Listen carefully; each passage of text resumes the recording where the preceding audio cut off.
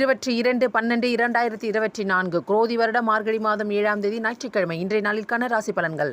மேஷம், பிரயாணம் நல்ல விதத்தில் முடியும். ரிஷபம், செலவுகளை கட்டுப்படுத்தும் நாள். மிதுனம், இன்று அமைதி நிறைந்த நாள். கடகம், சிந்தனைகள் மேம்படும். சிம்மம், இன்று பரிசு பாராட்டு மழை உண்டு.